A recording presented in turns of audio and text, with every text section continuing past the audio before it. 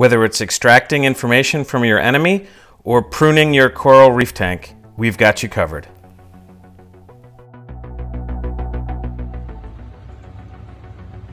Hello everybody.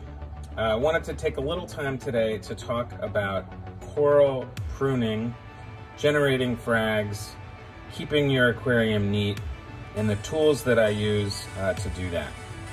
So in front of us here, we see the three primary tools that I use to do this.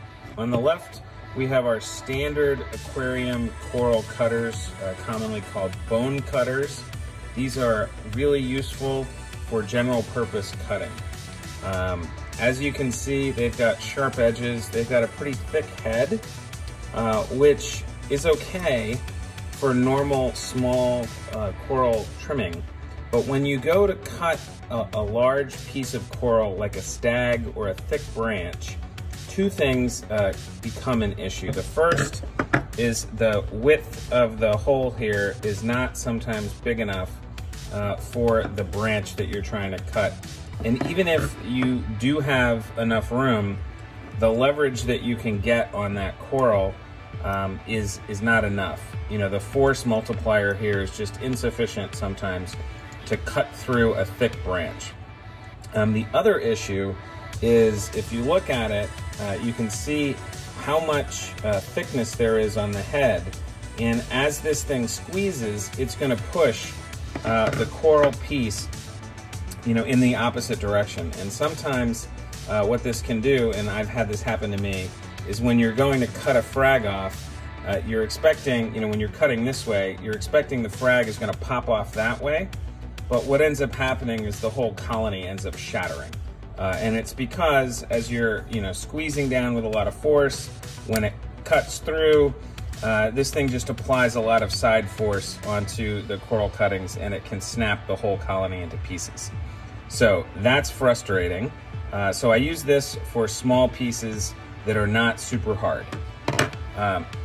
Worrying about that, I came across a video from Richard Ross where he talked about using these kind of pliers to score the coral so that that doesn't happen. And he basically goes in there with a pair of pliers like these, scores the coral, and gets the thick branch, you know, thinned down by using the tips of these, and then it's able to snap off.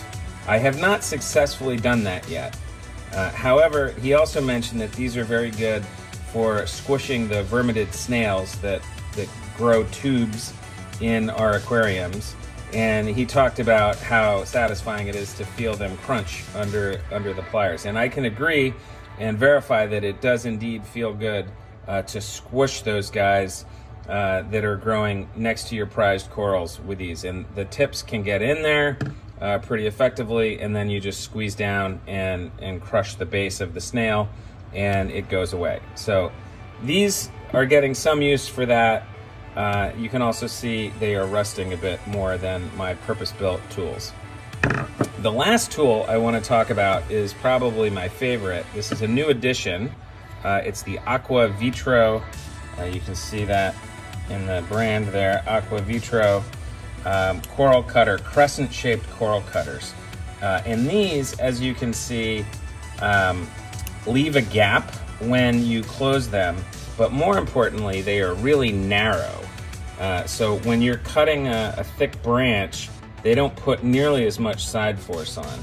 The jaw here is serrated, which is helpful because when you go to cut a branch, I find you can score it and go back and forth a little bit, like Richard Ross was talking about using the pliers.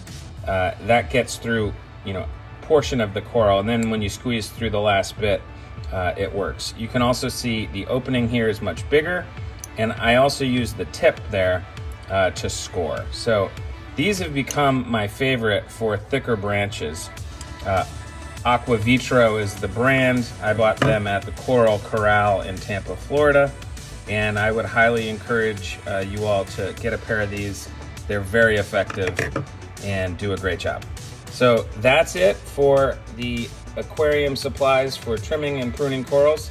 Happy reefing. Please hit like if you enjoyed this, and please subscribe to Potomac Reef. We appreciate it. Take care.